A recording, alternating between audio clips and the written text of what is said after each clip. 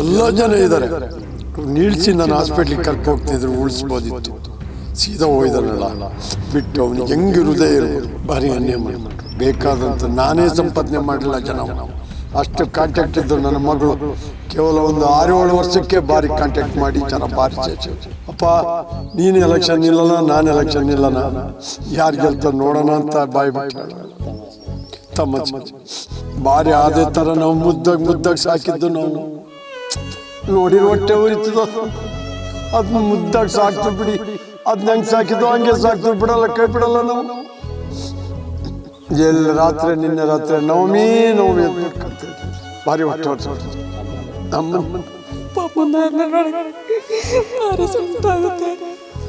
ಏನು ಮಾಡೋದು, ದೇವ್ರ ಅನ್ಯಾಯ ಮಾಡಿಬಿಟ್ಟ. ಇಂಥ ಅನ್ಯಾಯ ಆಸತ್ರ ಮಾಡಬಾರ್ದು.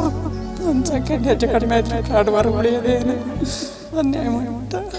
ಅವನು ಮಾಡಿರೋ ಕೃತ್ಯ ನೋಡಿದರೆ ನಿಜವಾಗ್ಲೂ ಅದು ಮಾಡ್ರ ಕೇಸ್.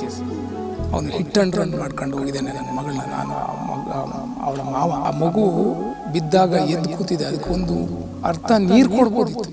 ನೀರಿಲ್ದೇ ನನ್ನ ಮಗು ಹೋಯ್ತು. ಆ ಕಷ್ಟ ಯಾವ ತಂದೆ ತಾಯಿಗೂ ಬರಬಾರ್ದು. ನಿನ್ನೆ ಇಷ್ಟೊತ್ತಿಗೆ ನಾವು ಫೋನ್ ಮಾಡಿದವಳಿಗೆ ಫೋನೇ ಎತ್ತಲ್ಲ. ಫೋನ್ ಮಾಡಿ ಇಟ್ಟು ಫೋನ್ ಎತ್ತಲ್ಲ. ಅಡಿಗೆ ಅಂತ ಹೊರಟಿದ್ದು. ಇವನು ಇವತ್ತು ಬರ್ಡೇ ಇತ್ತಲ್ಲ, ನಿನ್ನೆ ಹೆಂಗೆ ಮುಗಿಸ್ಕೊಂಡು ಪ್ಲಾಗ್ ಹಾರಿಸ್ಕೊಂಡು ಸೀದಾ ನಡಿಗೆ ಹೋಗಿ ಇವತ್ತು ಬರ್ಡೇ ಮಾಡೋಣ ಅಂತಿದ್ದು. ಬಟ್ ಏನಂದರೆ ನನ್ನ ಮಗ ಅವನು ಒಂಚೂರಲ್ಲಿ ನಿಲ್ಲಿಸಿ ಹಾಸ್ಪಿಟ್ಲಿಗೆ ಕರ್ಕೊ ಹೋಗಿದ್ರೆ, ಎಲ್ಲ ಜನ ಇದ್ದಾರೆ, ನಿಲ್ಲಿಸಿ ನಾನು ಹಾಸ್ಪಿಟ್ಲಿಗೆ ಕರ್ಕೊ ಹೋಗ್ತಿದ್ರು, ಉಳಿಸ್ಬೋದಿತ್ತು. ಸೀದಾ ಹೋಯ್ದನಲ್ಲ ಬಿಟ್ಟು ಅವನಿಗೆ ಹೆಂಗೆ ಹೃದಯ ಇರ್ಬೋದು. ಅಲ್ಲಿ ತುಂಬ ಟೈಮ್ ವೇಸ್ಟ್ ಆಗಿದೆ. ಸೀದಾ ತಕ್ಷಣ ಕರ್ಕೊಯ್ದು ಉಳಿಸ್ಬೋದಿತ್ತು. ಭಾರಿ ಅನ್ಯಾಯ ಮಾಡಿಬಿಟ್ರು. ಬೇಕಾದಂತ ನಾನೇ ಸಂಪಾದನೆ ಮಾಡಲಿಲ್ಲ ಜನ, ಅಷ್ಟು ಕಾಂಟ್ಯಾಕ್ಟ್ ಇದ್ದರು. ನನ್ನ ಮಗಳು ಕೇವಲ ಒಂದು 6-7 ವರ್ಷಕ್ಕೆ ಭಾರಿ ಕಾಂಟ್ಯಾಕ್ಟ್ ಮಾಡಿ ಜನ ಭಾರಿ ಚೇಚಳು. ನನಗೆ ಹೇಳೋಳು, ಅಪ್ಪ ನೀನು ಎಲೆಕ್ಷನ್ ನಿಲ್ಲನ, ನಾನು ಎಲೆಕ್ಷನ್ ನಿಲ್ಲನ, ಯಾರು ಗೆಲ್ತಾರೆ ನೋಡೋಣ ಅಂತ ಬಾಯಿ ಬಿಟ್ಟು ಹೇಳೋಳು ತಮಾಷೆಗೆ. ಅಂಥದ್ದು ನಾನಿನ್ನು ಪಡೆಯಿಲ್ಲ, ಅದೇ ಬೇಜಾರ. ಮಗನಾಗಿ ಭಾರಿ ಅದೇ ಥರ ನಾವು ಮುದ್ದಾಗಿ ಸಾಕಿದ್ದು. ನಾವು ಅದೇ ಥರ ಚಾಲೆಂಜ್ ಮಾಡೋಳು ಮಾತ್ರ ಮಗಳು. ಭಾರಿ ಬೇಜಾರಾಗುತ್ತೆ. ಭಾರಿ ಅನ್ಯಾಯ ಕಳ್ಕೊಬಿಟ್ಟು ಮಾಡ್ದು. ಅಲ್ಲಿ ಸಿಟಿ ರವಿಯವ್ರು ಬಂದರು, ನಿನ್ನ ಮಗಳು ಎಲ್ಲರ ಒಳ್ಳೇದಾಗ್ತಾಳೆ ಕೊಡು ಅಂದ್ಲು. ಕೊಟ್ಟೆ ಸ್ನಾನ ಮಾಡಿಸು. ಎಲ್ಲರ ಬದುಕಿದ್ದಾರೆ ಅಂತ ಆಗುತ್ತೆ ನಮ್ಗೆ, ಅದೇ ಒಂದು ಪುಣ್ಯ. ಹೊಟ್ಟೆ ಉರಿತೈತೆ. ಸೇಮ್ ಅದೇ ಥರ ಇದ್ಲು ಮಗಳುವೆ. ನೋಡಿರೋ ಹೊಟ್ಟೆ ಉರಿತದ. ಅದನ್ನ ಮುದ್ದಾಗಿ ಸಾಕ್ತು ಬಿಡಿ. ಅದನ್ನ ಹೆಂಗೆ ಸಾಕಿದ್ದು ಹಂಗೆ ಸಾಕ್ತು, ಬಿಡಲ್ಲ, ಕೈ ಬಿಡಲ್ಲ ನಾವು.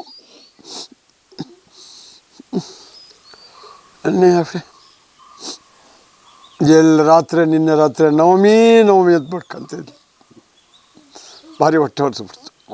ಅಮ್ಮನ ಡ್ಯೂಟಿಗೆ ಹೋಗಿದೆ, ಅಲ್ಲಿ ಪೂರ್ಣಾಂಟಿ ಜೊತೆ ಬರುತ್ತೆ ಅಂಥೇಳಿ ಆಮೇಲೆ ಸಮಾಧಾನ ಮಾಡಿ ಮಂಗೆ ಬಿಟ್ಟು ಇಲ್ಲಿ ನಮ್ಮನೇಲಿ ಇರೋಳು. ನಾವು ಮಧ್ಯಾಹ್ನ ಅಲ್ಲಿ ಬೆಳಿಗ್ಗೆ ಹೋಗಿ ಸಾಯಂಕಾಲ ಕರ್ಕೊಂಡು ಬರೋಳು ಇಲ್ಲಿಗೆ. ಮಧ್ಯಾಹ್ನ ನಮ್ಮಲ್ಲಿ ಊಟ ಮಾಡ್ಕೊಂಡಿರೋರು. ಭಾರಿ ಬೇಜಾರು. ಅವನಂಥ ಮುಟ್ಟಾಳ ಯಾರೂ ಇಲ್ಲ. ಅವ್ನು ಕರ್ಕೋಯ್ದ್ರೆ ಹಾಸ್ಪಿಟ್ಲಿಗೆ ಕರ್ಕೋಯ್ದು. ಅಷ್ಟೆಂಟು ಸಹಜ, ಅದೇನು ಮಾಡೋಕ್ಕಾಗಲ್ಲ. ಅಲ್ಲಿ ಇಳ್ದ ಸೀದಾ ಹಾಸ್ಪಿಟ್ಲಿಗೆ ಕರ್ಕೋಯ್ದ್ರೆ ಎಷ್ಟು ಖುಷಿ ಆಗೋದು ಗೊತ್ತಾ. ನಾವು ಭಾರಿ ಖುಷಿ ಪಡ್ತಿದ್ವಿ. ಏನು ಹೊಡಿತಿರಲಿಲ್ಲ, ಏನು ಮಾಡ್ತಿರಲಿಲ್ಲ. ಎಷ್ಟೋ ಹೊತ್ತಾದ್ಮೇಲೆ ಎಲ್ಲ ನೋಡ್ಕೊಂಡು ಆಮೇಲೆ ಹಾಸ್ಪಿಟ್ಲಿಗೆ ಕರ್ಕೊಯ್ದಾರೆ ಜನ, ಬೇರೆ ಜನ. ಆದರೂ ಅವ್ನು ಕದ್ದು ಹೋಗ್ಬೇಕು ಅಂತ ಮಾಡಿದ್ದಾನೆ. ಅದಂಗೆ ಪೊಲೀಸ್ನವ್ರು ಹಿಡ್ಕೊಬಂದಾರೆ ಹೋಗಿ. ಅದೇ ಒಂದು ಬೇಜಾರ. ಮನ್ಸತ್ತೆ ಇದ್ದಾನ, ಇದ್ರ ತಕ್ಷಣ ತಾಗಿದೆಯಲ್ಲ, ಚೂರು ಹಾಸ್ಪಿಟ್ಲಿಗೆ ಕರ್ಕೊಬಿಟ್ಟಿದ್ರೆ ನನ್ನ ಮಗಳು ಉಳಿಯೋದೇನ. ಮಗನೆಲ್ಲ ನೋಡೋಕ್ಕೆ, ಪಾಪನೆಲ್ಲ ನೋಡೋಕ್ಕೆ ಭಾರಿ ಸಂಕಟಾಗುತ್ತೆ. ಏನು ಮಾಡೋದು, ದೇವ್ರ ಅನ್ಯಾಯ ಮಾಡಿಬಿಟ್ಟ. ಇಂಥ ಅನ್ಯಾಯ ಆಸತ್ರಿಗೂ ಮಾಡಬಾರ್ದು. ಬರ್ತಡೇ ಇದೆ. ಮನೆಗೆ ಬಂದ್ರೆ ನಾವೆಲ್ಲ ಹತ್ತಿದ್ದೀರೋ, ಅವರಿಗೆ ಬಂದ್ರೆ ಮನೆಗೆ ಮಾತಾಡ್ಸೋದು, ಕದು ಕೊಡೋದು ಎಲ್ಲ ತುಂಬ ಚಂದ. ಮಗಳಂಗೆ ಇದ್ಲು, ಎಲ್ಲರೂ ಮಗಳೇ ಅಂತ ಮಾತಾಡ್ಸ್ತಿದ್ವು. ಏನು ಮಾಡೋದು, ಅನ್ಯಾಯ ಮಾಡಿದ ದೇವರು. ಒಂದು ಸೆಕೆಂಡ್ ಹೆಚ್ಚು ಕಡಿಮೆ ಆದರೂ ಪ್ರಾಣವಾರ ಉಳಿಯೋದೇನು, ಅನ್ಯಾಯ ಮಾಡಿಬಿಟ್ಟ. ಏನು ಮಾತಾಡ್ಬೇಕು ಅಂತಲೇ ಗೊತ್ತಾಗಲ್ಲ ನಮಗೆ. ಕಣ್ದಾನ ಮಾಡಿದ್ದಾರೆ. ಪಾಪ ಯಾರಿಗಾರು ಒಂದು ಒಳ್ಳೇದಾಗುತ್ತೆ. ನನಗೆ ಗೊತ್ತಿರೋ ಮಟ್ಟಿಗೆ ನಿನ್ನೆ ನಾನು ಸ್ಪಾಟಲ್ಲಿ ಹೋದಾಗ ನೋಡಿದಾಗ, ಸೊ ನನ್ನ ಜೊತೆ ಒಬ್ಬರು ಪೊಲೀಸ್ನವರು ಕೂಡ ಬಂದರು. ಆಕ್ಸಿಡೆಂಟ್ ಆಕಸ್ಮಿಕ ಅಂತ ಹೇಳಿದರು. ಸೊ ಆಕ್ಸಿಡೆಂಟ್ ಆಕಸ್ಮಿಕ, ಯಾರಿಗೂ ದ್ವೇಷ ಇರಲ್ಲ, ಯಾರೂ ಕೊಲೆ ಮಾಡೋ ಉದ್ದೇಶ ಇರಲ್ಲ ಯಾರಿಗೂ. ಆದರೂ ಕೂಡ ಆ ಚಾಲಕ ಅವನು ಮಾಡಿರೋ ಕೃತ್ಯ ನೋಡಿದರೆ ನಿಜವಾಗ್ಲೂ ಅದು ಮರ್ಡರ್ ಕೇಸ್. ಅವನು ಹಿಟ್ ಆ್ಯಂಡ್ ರನ್ ಮಾಡ್ಕೊಂಡು ಹೋಗಿದ್ದಾನೆ. ನನ್ನ ಮಗಳನ್ನ, ನಾನು ಅವಳ ಮಾವ ಹಿಟ್ ಆ್ಯಂಡ್ ರನ್ ಮಾಡ್ಕೊಂಡು ಹೋಗಿದ್ದಾನೆ. ಆ ಗಾಡೀಲಿ ಒಂದು 5-6 ಜನ ಮಹಿಳೆಯರಿದ್ದರು ಅನ್ನೋದು ಕೇಳ್ಪಟ್ಟೆ ನಾನು. ಆ ಮಗು ಬಿದ್ದಾಗ ಎದ್ದು ಕೂತಿದೆ, ಅದಕ್ಕೊಂದು ಅರ್ಧ ನೀರು ಕೊಡ್ಬೋದಿತ್ತು. ದಾರಿಲಿ ಇಷ್ಟು ಸಾರ್ಥಕತೆ ಮೆರೆದಿದೆ ಆ ಮಗು ಅಂತ ಇವತ್ತೆಲ್ಲ ಇದಾಗ್ತಿದೆ. ಕಣ್ಣು ದಾನ ಮಾಡಿದೆ, ಆ ಕಣ್ಣು ಪ್ರಪಂಚವನ್ನು ನೋಡ್ಬೋದು. ನೀರಿಲ್ದೇ ನನ್ನ ಮಗು ಹೋಯ್ತು. ಆ ಕಷ್ಟ ಯಾವ ತಂದೆ ತಾಯಿಗೂ ಬರಬಾರ್ದು. ಆದರೆ ನಾನು ಒಂದೇ ಕೇಳೋದು, ಯಾವುದೇ ಕಾರಣಕ್ಕೂ ಹಿಟ್ ಆ್ಯಂಡ್ ರನ್ನನ್ನು ಆಕಸ್ಮಿಕ ಅಂತ ಹೇಳಬಾರ್ದು. ಅದು ನಿಜವಾಗ್ಲೂ ಕೊಲೆ ಮಾಡೋಂಥ ಕೇಸೇ ಅದು. ಅದನ್ನು ಅವನಿಗೆ ಸರಿಯಾದ ಶಿಕ್ಷೆ ಆಗಬೇಕು. ಅವನು ಜೀವನದಲ್ಲಿ ಅವನ ತಂದೆ ತಾಯಿ, ಅವನಿಗೆ ಮದುವೆ ಆಗಿದ್ರೆ ಅವನ ಹೆಂಡತಿ ಮಕ್ಕಳು, ಅವನ್ನೆಲ್ಲ ನೋಡಬೇಕು. ನಾವು ಯಾರಿಗೂ ಅನ್ಯಾಯ ಮಾಡಬಾರ್ದು. ಯಾವ ಹೆಣ್ಣುಮಕ್ಕಳಿಗೆ, ಯಾವ ತಂದೆ ತಾಯಿಗೂ ಕೂಡ ಈ ಥರ ಕಷ್ಟ ಮಾಡಬಾರ್ದು, ತೊಂದರೆ ಮಾಡಬಾರ್ದು ಅನ್ನೋದು ಅವನ ಮನಸ್ಸಲ್ಲಿ ಬರಬೇಕು. ಹಾಗೆಯೇ ನಾನು ಇನ್ನೊಂದು ಕೇಳ್ಕೊಳ್ಳೋದಂದರೆ, ಕಾನೂನಲ್ಲಿ ಆಕಸ್ಮಿಕ ಇರ್ಬೋದು, ಒಪ್ಕೊಳ್ತೀನಿ. ಅದನ್ನು ಸರಿಯಾದ ಸ್ಥಿತಿಯಲ್ಲಿ ಅವನಿಗೆ ಶಿಕ್ಷೆಯನ್ನು ಕೊಡಬೇಕು. ದಯಮಾಡಿ ಅದನ್ನು ಮಾಡಲೇಬೇಕು. ನಾನು ಕೇಳೋದಿಷ್ಟೇ. ಬೇರೆಯವರಿಗೂ ಕೂಡ ಇದೊಂದು ಪಾಠ ಆಗಬೇಕು. ಹೌದು. ಈಗ ಇನ್ನೂ ಒಂದು ವಿಚಾರಗಳನ್ನು ಹೇಳ್ತೀನಿ ನಾನು. ಇವರು ಈಗ ಆನ್ಲೈನಲ್ಲಿ ಡ್ರೈವಿಂಗ್ ಲೈಸೆನ್ಸನ್ನು ಕೊಡ್ತಾರೆ. ಅವರಿಗೆ ಯಾವುದೇ ನಿಯಮಗಳು ಗೊತ್ತಿರಲ್ಲ. ಆ ನಿಯಮ ಪಾಲನೆ ನಿಜವಾಗ್ಲೂ ಅವರು ಡೈರೆಕ್ಟಾಗಿ ಹೋಗಿ RTOಗಳಲ್ಲಿ ಸರಿಯಾದ ಒಂದು ಇದು ಟ್ರಾಫಿಕ್ ಸೆನ್ಸನ್ನು ಫಾಲೋ ಮಾಡಿ ಡ್ರೈವಿಂಗ್ ಕಲಿತ್ರೆ ಅವರಿಗೆ ಟ್ರಾಫಿಕ್ ಸೆನ್ಸ್ ಅನ್ನೋದು ಗೊತ್ತಿರುತ್ತೆ. ಆನ್ಲೈನಲ್ಲಿ ಡ್ರೈವಿಂಗ್ ಕಲಿತ್ರೆ ಟ್ರಾಫಿಕ್ ಸೆನ್ಸ್ ಗೊತ್ತಿರಲ್ಲ. ಈ ಘಟನೆ ನಡೆದ ಸ್ಥಳದಲ್ಲಿ ನೋಡಿರಿ, ಸ್ಟ್ರೈಟ್ ರೋಡು, ಎದುರುಗಡೆ ಬರೋದು ಗಾಡಿ ಕಾಣ್ತಾ ಇದೆ. ಗಾಡಿ ಅವಾಯ್ಡ್ ಮಾಡ್ಬೋದಿತ್ತು. ಸ್ವಲ್ಪ ಲೆಫ್ಟಿಗೆ ತಗೊಂಡಿದ್ರೆ ನನ್ನ ಮಗಳು ಉಳಿತಿದ್ಲು ಇವತ್ತು. ಅದು ನಮ್ಮ ಜೀವನದಲ್ಲಿ ಮರೆಯಲಾಗದ ಘಟನೆ. ಯಾವ ತಂದೆ ತಾಯಿಗೆ, ಯಾವ ಹೆಣ್ಣುಮಕ್ಕಳಿಗೂ ಬರಬಾರ್ದು ಆ ದೃಷ್ಟಿ.